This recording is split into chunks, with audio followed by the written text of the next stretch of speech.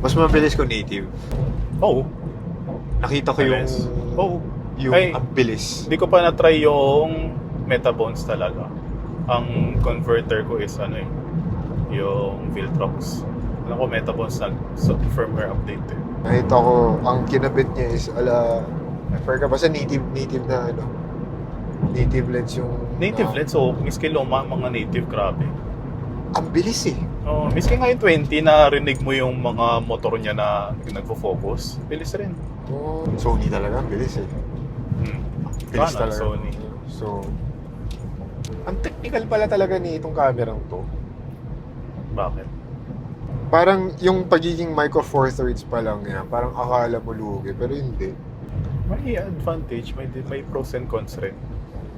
Ano ba pros niya? Since physically maliit siya, sa chipset niya, mas marami kang pwedeng itambak. Yung mga codec niya, sobrang dami. Okay. Yung galaw niya for stabilization, Mas madali. mas spacious, mas malaki yung kaya niyang i-compensate na galaw. So, yun. Lahat nga naman nagsabi daw, labas na Lumix. Ang ganda nga daw ng eyepiece. Diba? Dahil nga sa micro four thirds siya. Yun. Okay. Tapos Pero may miski full frame ng Lumix. Okay din. Pero, alam mo, iba pa rin sa micro four thirds. Kasi hindi siya low light performer. No? Anong sagad niya na may noise? Napansin mo na ba? 1.6? Ay, hindi. Medyo mas mataas siya. Wait, video to. 2K? Hindi.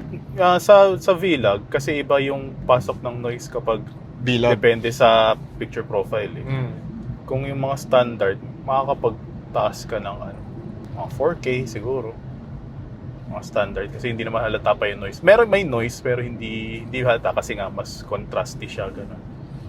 Unlike kapag flat, nire-raise mo yung black levels may kaya mas halata yung noise kapag mga naka-vlog ka or flat profile. Okay. Hindi ko pa rin nag-gets bakit. Grabe yung fan niya, no? Pero, weather shield ba to? Oh. Kahit may vent siya? Oh. Oh. Hindi ko alam pa. Pero may nakikita akong something, Hindi ko alam kung paano ginawa. Kaya nga, wait. May flashlight ako. What? Weather shield to? Nakikita ko yung loob. May space siya. O baka legit lang talaga na airflow lang to. Baka. Pero sealed all throughout. Okay. Makes sense. GH6 ko dati. Ganito rin yung GH6. Oh, super same ng body yun ng GH6 and GH7. Internals lang talaga pinalitan.